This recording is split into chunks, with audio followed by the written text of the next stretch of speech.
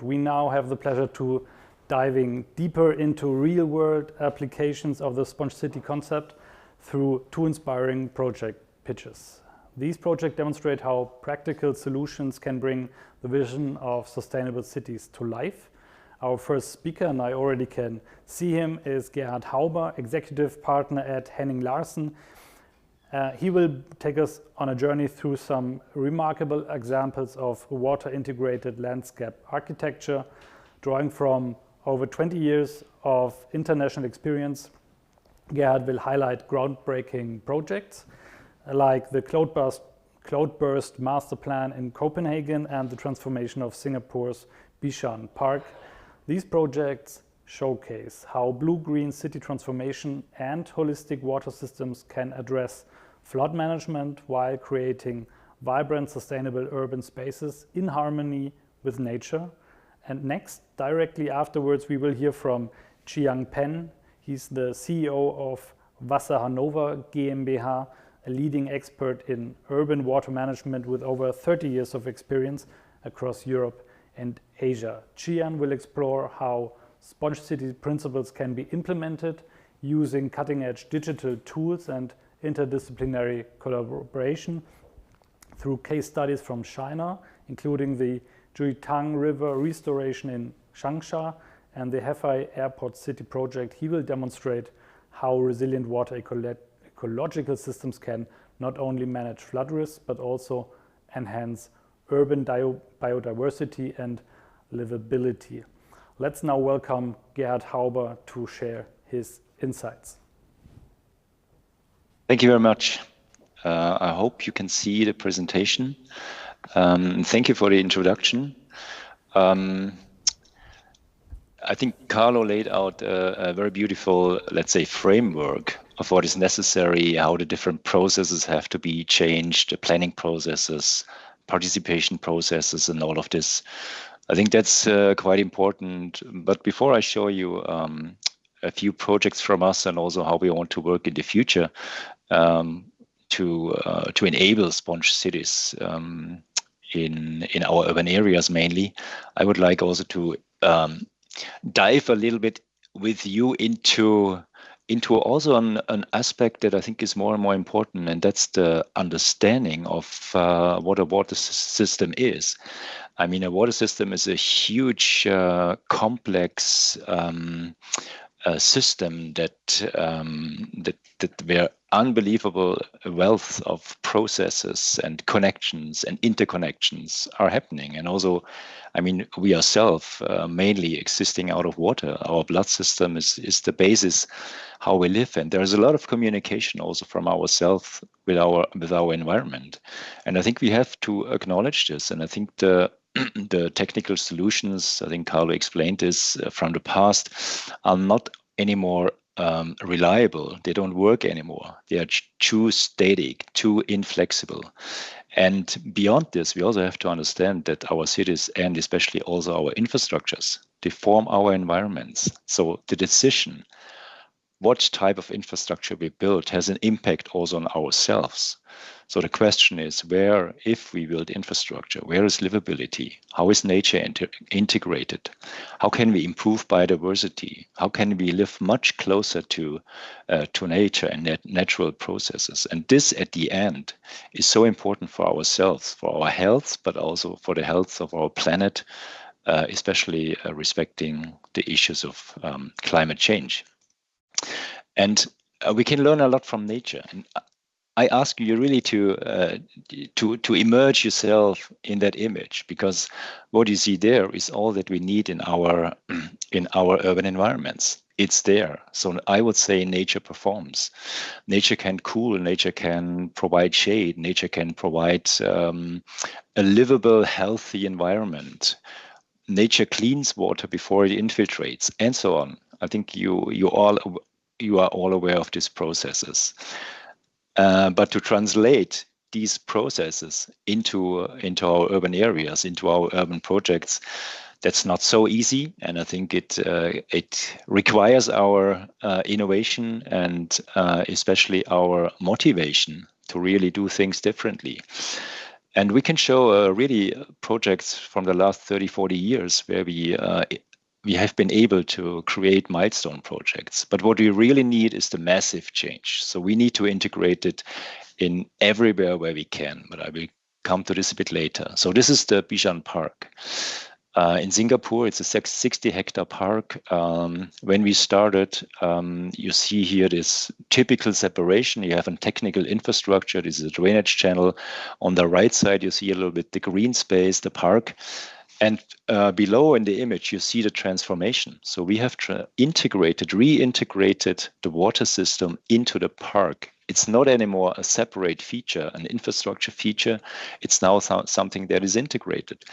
And of course, we need to maintain all the necessary water management functions. So the same amount of water that has before run through the concrete channel now, of course, has to be managed, but we do it differently. We give the water space to stand there for a while, to flood areas. And of course, there's a big discussion ongoing. And by the way, this is an image from Singapore Today, from a newspaper. On the right side, you see the communication between the citizens. So they look out of their window and they see the park flooded and they think there's something wrong. No, exactly this is what we need in our cities. We need water to stand. We need water to give water some space, some time. We need to give water the space that wildlife can come back, that we can reconnect to a dynamic city and not just to a static city. And of course, also this is designed. It's designed nature. It's not pure nature. Yeah, we also need to make sure that embankments are stabilized, that nothing happens, that people can move out when they want to move out of this flooded area. But it is possible.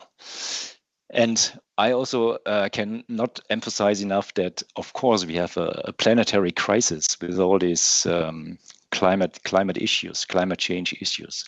But the solutions and actions, they always have to be local. So we have to find solutions for your specific place where you are. And we have a toolbox of nature-based solutions, of processes, of construction methods that respect these needed changes, but it's always a local solution. Another example here in Stuttgart, for example,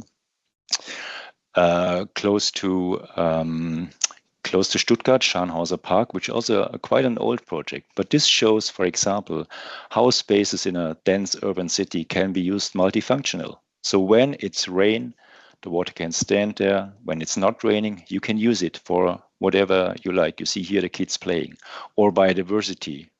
Yeah, so these are things you can integrate. And this very recent example finished in 2022.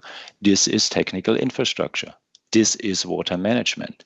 But it's not a separate issue where someone takes care of and does a technical engineered solution. No, this is part of our environment. It's dynamic. The water level changes, sometimes more water, sometimes less water. The water gets cleansed, it can evaporate, it can replenish and be used for irrigation and so on. So these circular processes are so important. Cloudburst roads. I think this is this is also a very important change of mind, of philosophy. You know, roads are typically for cars only. Now we have different users that want to use roads also differently. So we have bikes, we have pedestrians, and so on. And now the water, of course, comes also into the game, because roads are so important areas that are available. And we have developed the Cloudburst Master Plan for Copenhagen. It was already about 10 years ago, where we said, okay, we don't want to build underground infrastructure bigger. We don't want to change the surface, and we want to integrate water management into the surface, because there are many areas that can be used when it's heavily raining. Roads, park areas, parking lots, you can flood them for 10 centimeters and you get a huge volume in a city, and you integrate natural processes, changing processes. But of course, it's not easy. So people, of course, have to find their safe way to their entrances, to their buildings, but water can flow through the city, and there's a communication. And just to explain also what is the impacts if we would consider a city totally different. So this is just an example what the three major ideas we had for this for the cloudburst plan in Copenhagen. So create these cloudburst corridors, 30% disconnection of rainwater that goes into the storm sewer, and the infrastructure, the existing infrastructure is also still used, and altogether we want to improve livability. So, for example, we did an example for a 45-hectare Copenhagen dense city area. The runoff in a 5-year storm event is around 17,000 liters. If we would integrate all these measures that I just showed, so 10 centimeter green roofs, all buildings would be green roofs, all areas would be permeable, semi-permeable surfaces, we would integrate bioswales and so on, we can reduce the runoff from this area for about 50%. And if you would build a city directly from the beginning, when you construct it with integrated nature-based solutions, we can come to a zero runoff. This is possible. And so again, the water layer must play an important role in our urban planning. And we have to find solutions. As I said, we have a global problem, but the solutions are local. So we have to really think everything we do, how can water and the circular water understanding of a water system, how can this be integrated? And we developed just at the end, I wanted to mention two, elements we are working with. So one is a software that is called Green Scenario. This is based on, let's say, the performance of nature. So a tree has certain performance. It produces shade, it produces cooling by evaporation, it can collect water, and so on. And this performance is based on, in a computer system, whenever you place a tree, you get the performance integrated into your projects. And based on this, you can integrate many infrastructure, nature-based solutions. And at the end, you can really see what's happening. So you can do, let's say, different concepts, concept 1, concept 2. You can see what is the effect on flood safety, what is the effect on a natural water balance, and so on. So I think, we just have to make these topics visible. And just at the end, one last topic that I also would like to remind us, we are working at the moment at a software where we have real-time results of what is happening in a flood situation, for example. And we can use this for public participation. So just to make it visible for everybody that is part of a participation process, and so that we get a little bit away from the expert solutions. We really need to also involve the people so that they understand, if I do something, this has an effect somewhere else. And this understanding I think is super nicely made visible with real-time solutions of what is happening when it's flooding. Thank you very much. Very brief and short. If you have questions, I'm happy to respond. Gerhard, thank you very much for your presentation. There are some questions I would like to ask you. My first is, your projects emphasize learning from nature and the sponge city concept. As we have an audience from all around the world, what lessons from Bishan Park in Copenhagen should be universally applied to other cities looking for implementing similar initiatives?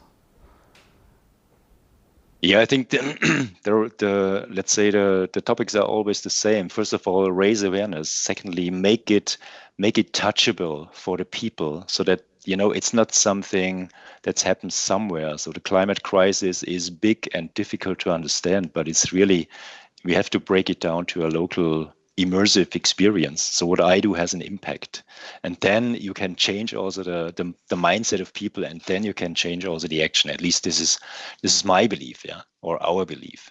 Okay. And secondly, a lot of communication, interagency. There's so many barriers that I'm responsible for water. The other department is responsible for trees. The other department responsible for roads, but water is everywhere. So it's very simple. We have to talk, we have to discuss, we have to have an overarching solution. Without this, it's not possible. You cannot solve this issue. It's very simple. And of course, we need a little bit of, let's say, emotional, nicely designed infrastructure. Yeah. You were already mentioning this in your presentation, that the citizens have to be involved, which is really, really crucial, which I believe as well. How do you involve these local people? I mean, are there kind of public hearings about the needs of the citizens? Is there a town hall meeting you're having in the beginning of such a project and during the whole process? Yeah, of course, this is very diverse wherever you work, but I would say super important is that we, as the experts, integrate people in a way that they are also experts. They exactly know their site. They know exactly how hot it is at a hot day in this specific location. They know how the water flows through their area.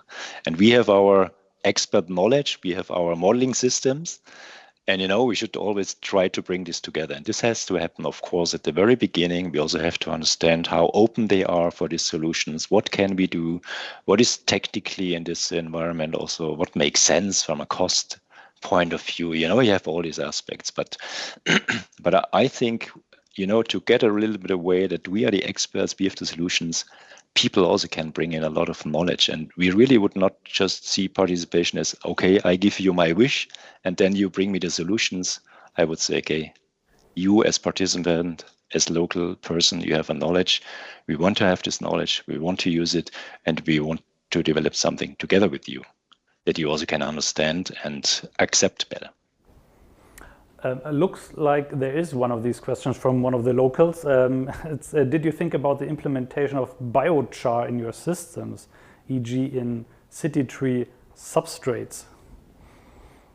Yeah, of course. It's a big discussion. I think we all know the Swedish concept of the tree pits, Baumregole, I think is the German word.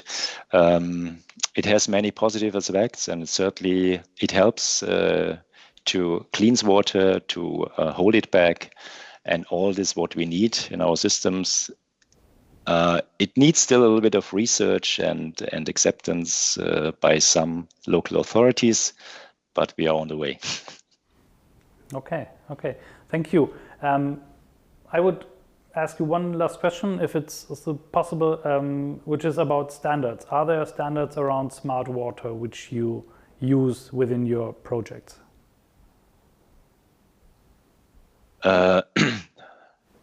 Standards about smart water, what exactly do you mean? So I would say we try to integrate this more and more. Of course, we have green roofs, for example, and if you have a retention on a green roof, it would be perfect to keep this water as long as possible so it can evaporate through the top soil layer. And of course, then when it's raining, you drain the water away so that the retention volume is available. I think these are the tools, smartly managed water, and of course we start to use it more and more. Although we are a bit, we try to rely a bit more on simple technical solutions and not so much digitized solution. I think this would be a next step, and we should do it carefully. Okay, I think we will talk about that in the second session of Blue Planet. Okay, thank you very much, Gerhard Hauber, for this inspiring presentation and for answering the questions. The projects you shared highlight really the immense potential of combining innovative water management with thoughtful urban design to create sustainable and water-resilient city. It is truly remarkable to see how nature-based solutions can transform urban spaces while addressing critical climate challenges.